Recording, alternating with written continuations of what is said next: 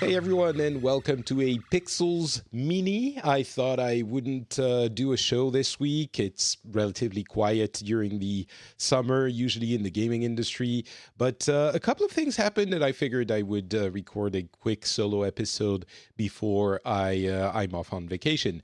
And I say quick all the time when I do these solo shows. I think this one is actually going to be shorter than the regular episodes, but there is some interesting stuff to be discussed. And of course, one of the reasons I decided, F it, I'm going to do it anyway, is the announcement of the Nintendo Switch Lite that happened a couple of days ago, maybe yesterday.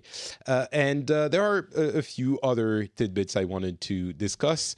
But the main topic, of course, is the Nintendo Switch Lite, which was rumored from months and months ago, and the rumor was Nintendo is working on two additional versions of the Switch, a smaller one, cheaper, and a better one with air quotes. That would be the Pro. Of course, the Lite is the one that was announced, and they did mention before we get into that the this was going to be the only hardware that is coming this year, the only new hardware coming this year. So they essentially are saying that if there is a model to replace the current standard Switch, it won't be available until minimum next year, which makes sense.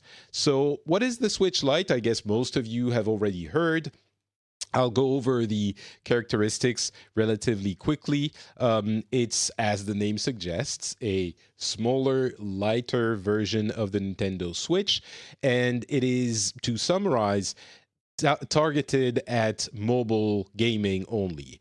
The big thing is that it absolutely can't connect to a TV. That's the big difference with the regular standard Switch. And of course, that's where the Switch name comes from, which led to some super funny jokes by people on the internet. But live with it. It's the name of the console and the name of the system. And we are all okay with that. It's smaller, it's lighter. The screen is also smaller. It is releasing in November. I can't remember the exact date, but it's releasing in November. It's coming in three pretty terrible colors, I thought. I didn't really like them. And there's also Pokemon versions of the Switch, special versions of the Switch Lite, which makes a lot of sense because I think this is going to be a machine that is in significant part purchased by people who want to play Pokemon, the latest one, and people who already have a Switch and who want to play on their TV without the kids bothering them. And so they buy that new lighter Switch for their kids. I think there's going to be a lot of them that are sold like this, which solidifies kind of the idea that the Switch is more than any other console, a device that households will have multiple units of. Just to finish on the details, a little bit more detailed, if you want to have a clearer idea of what it's like. Weight-wise, it's about a third lighter, roughly a third lighter than the regular Switch. If we talk in grams, which is what civilized people do, it's 400 grams for the original one, 275 for this one. In screen size, unfortunately, we do have to revert to the Imperial system because that's how screen sizes work for some reason. 6.2 inches for the original one, 5.5 for the light version. So it does have a smaller screen, same resolution. So there's not going to be, unless something unexpected happens, not a significant difference in performance. The Joy-Cons, of course, are not detachable. There's no kickstand, and there is... that's it.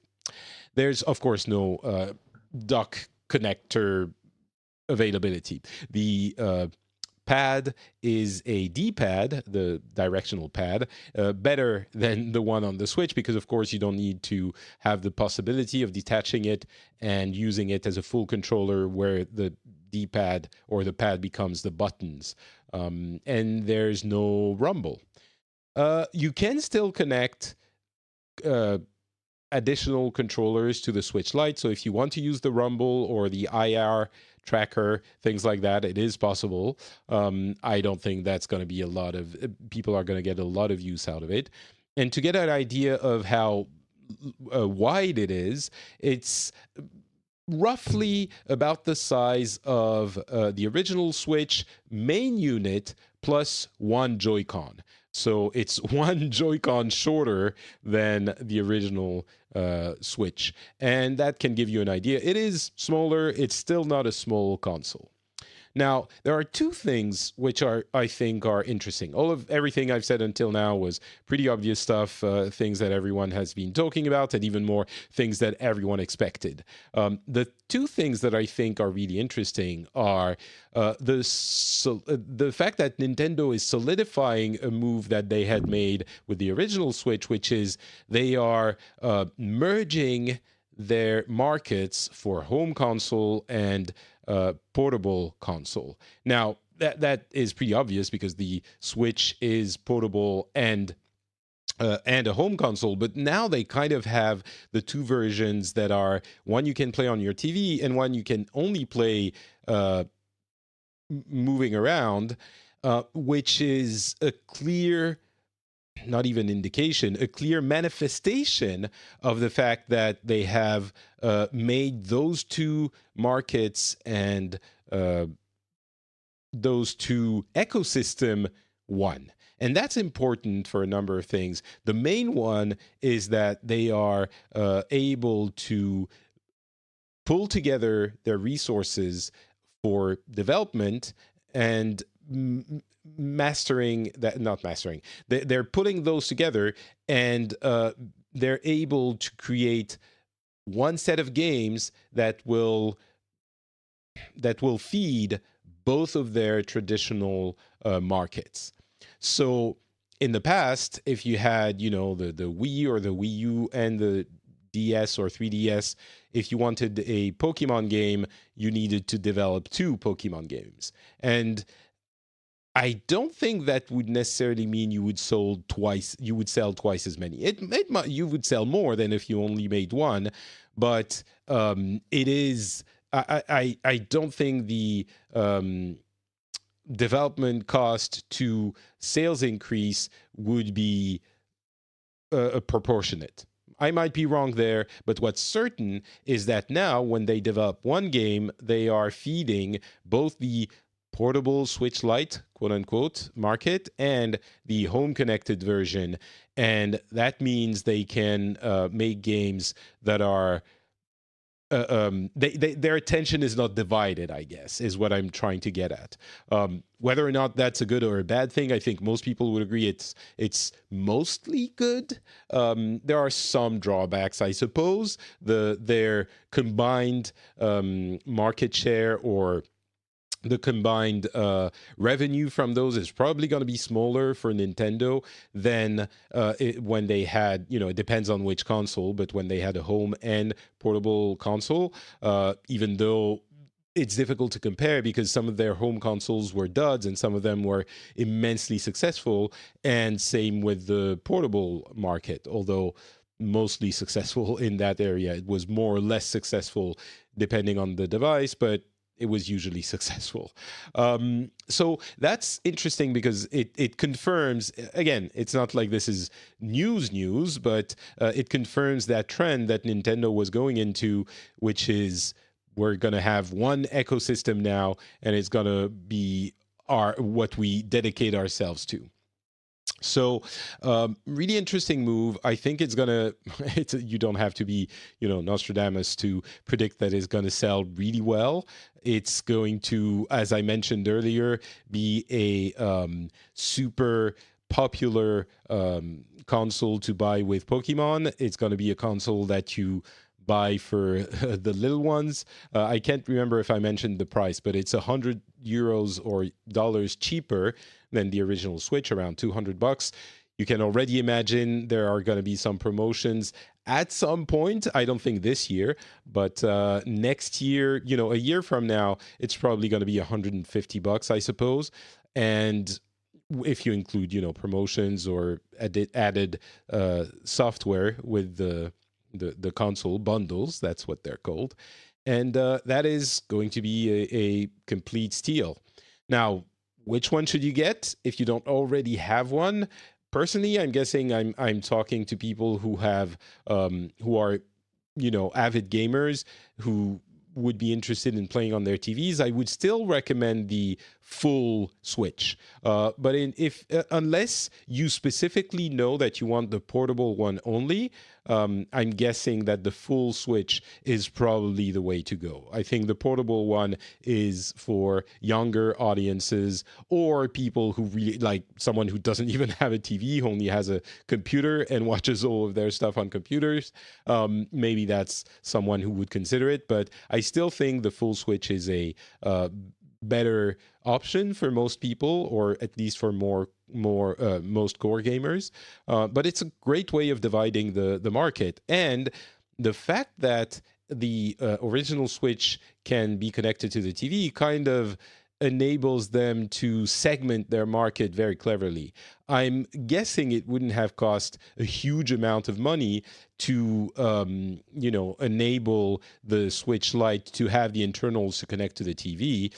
Maybe it would have needed to be a little bit more powerful to render in 1080p when it does on the TV and stuff like that. So it would have cost a little bit more maybe, but not a huge amount more. You wouldn't have had a dock. You would have needed a cable, etc., etc. But the fact that it can do it means that if you want the real Switch experience, you need to shell out a little bit more money. And as we know, Nintendo is one of the few of those companies that makes money on every system they sell. I believe that is still the case for the Switch, and I'm guessing for the Switch Lite. They don't sell systems at a loss, unlike what their competitors do, at least when the machines first launch. So that is an interesting aspect of it. The other thing I wanted to mention was the fact that this, again, solidifies a trend that we are seeing coming that isn't quite here yet.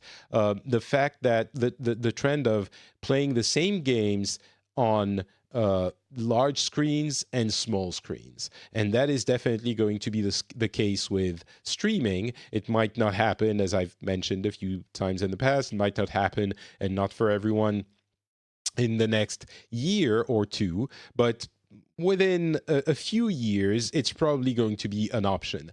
And the fact that Nintendo is also going that route without streaming, but with large and small screens, it might sound dumb, but you need to be able to play the games on small screens as well. And that means fiddling with, at the minimum, the text and sometimes the UI, and maybe having baked into the development process the ability to adapt to the screen size you're using.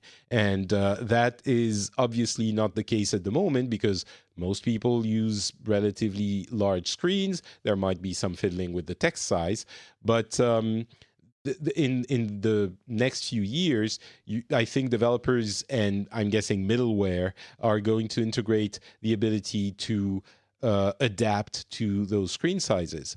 Because of course, if you're playing a game that is developed for a large TV and you put it on a tiny phone size screen, chances are there are a lot of elements that you're not going to be able to see or read. So that is something that I think had been coming already because of streaming and the idea of playing with on your phones. But now that it essentially puts everyone on that same level in that respect, and every game is going to have to contend with that quote unquote issue, or at least find a way to manage that aspect. I am tired indeed.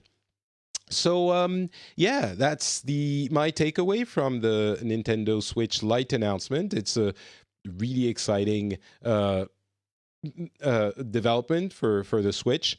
It's really, as I'm always saying, it's really heartwarming to see Nintendo doing so well, and I hope that we see a Nintendo Switch Pro or Super or something next year.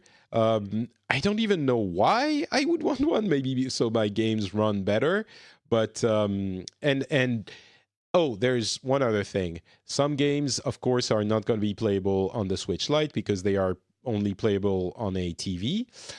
That's not as huge a deal as some people are saying.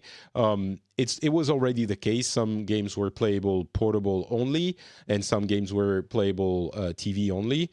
Portable is, of course, the ones that require a touchscreen. Um, and that's not a huge deal. I don't think a Switch Pro will go the route of the new 3DS with some games that are playable only on that new version of the hardware. I think that was an attempt that didn't pay out for Nintendo, and they wouldn't do that. But they might beef up the hardware a little bit, maybe integrate a version of the Tegra chip that is updated and that enables them to ensure better, smoother, frames per second, and maybe even higher resolution on some games, so all of them can be rendered in 1080p, that kind of thing. Other than that, I would like to see a Pro that is lighter or smaller than the current one, but still has the same, at least the same capabilities. So because the Switch, let's be honest, it is a little bit bulky. And if we have a Switch Lite sized Switch Pro, which can do all the things that the current Switch can, that would be pretty sweet. Pretty sweet. I'm so dumb sometimes. All right. I think that slip of the tongue will make for an excellent end to that segment. The few other things I wanted to talk about are Nvidia has announced a new GeForce RTX cards, the Supers. Maybe that's why I thought about a Switch Super name. And they're better than the ones, they're essentially matching or one-upping AMD with their cards. I think the issue there is that the big selling point of those RTX cards is still the ray tracing aspect of them, and I don't think we're there yet for ray tracing, and because there aren't enough games that use them, and those that do are not developed with ray tracing from the get-go, at least yet. And I think we're still a couple of years away from it being a common thing. And it will be because, of course, the two next generation consoles do have ray tracing capabilities baked in. So it is coming, and the platforms will be similar enough in that respect that everyone or a lot of people will integrate it. But by the time it is, new cards will have come out, and they will be more capable for cheaper, which is something you can always say about hardware, especially on PCs. But in this case, I think this is one example of a moment where it does make sense to wait, because even if you do buy one, you don't really have anything to play them on yet. You're going to be searching for that one game that has it and maybe buy it just for that and try it out. And so it in this case, usually I would say waiting doesn't really make sense because there's always something else to wait for. In this case, I think it does make sense because these are not. I mean, if you just want the more powerful card, then sure, go ahead and be happy. But currently I am running a 970. And honestly, it's still running pretty well. I only play 1080, usually 60 FPS. So I guess if you want to play like a real gamer and you have a higher resolution, or you want better refresh rates on your high-end monitor, then of course these might be interesting. But for most people, I would recommend waiting a little bit. A couple of game previews that I was excited about. Unexpectedly, Modern Warfare showcased Modern Warfare is the next version of Call of Duty coming out this fall, and they have a new mode, PvP mode, which seems pretty fun. It's Gunfight, where it's essentially 2v2 on very small maps, and it's there was a short video that showcased the mode. It's a interesting take on these aspects. 2v2 is always, I think, these kinds of small numbers for PvP is always fun because you have a certain mastery of your environment. You grab a friend, you start playing this. Of course, if you get match made, I think it's going to be as frustrating as anything else, but you can grab a friend and go in that and rely on your skill and your skill alone. So it's a kind of a happy medium between fighting games usually, which are really yourself and you're playing alone. It's 1v1, so you can only blame yourself, and your games that are team-based, like MOBAs or FPSs, where you have a whole team that you can blame if you are not performing. And that is, always frustrating. So this gunfight thing, of course, it's not going to make or break the game, but I think it's an interesting approach to a new look at PvP in FPSs. The other game I wanted to mention was Control, the game by Remedy that is coming out towards the end of the summer, I believe, maybe end of August, I think. And they put out a video of the first 13 minutes of the game, which I stopped watching after like 4 minutes because I was completely enthralled in the way they were telling their story, and I didn't want to spoil it for myself. Which is kind of dumb because I didn't see a single second of gameplay, and that's where, of course, what the games rely on. That's what makes or breaks games. It's gameplay. But I don't know. That made me way more interested in Control than I have ever been. And I'm curious to see where it's going because, of course, gameplay is the most important factor, but an average gameplay can be carried by a well-designed atmosphere and storytelling, and I think that is what those first few minutes of the game showed me. So I'm very much interested now. So we'll see what happens towards the end of summer. If the reviews are acceptable, I might plunge where I wouldn't have before I saw that video. Other tidbits.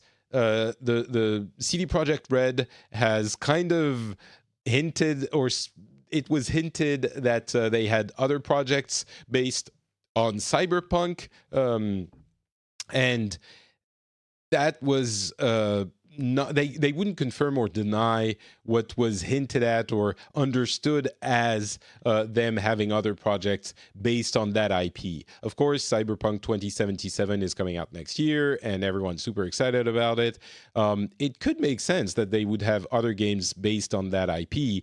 I didn't really think about it before, but it could be an interesting way of capitalizing on that IP, first of all, and the way the game and its success will bring it back to the forefront. So we might see other things coming out of the team, or of not necessarily that or those, because there's more than one dev team working on that game, but from other teams at the developer, and it might even be in the same universe. So that would be interesting.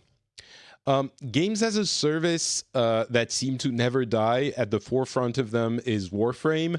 TennoCon, which is their convention, their fan convention, was this week, last week, this week, maybe last week, or last weekend.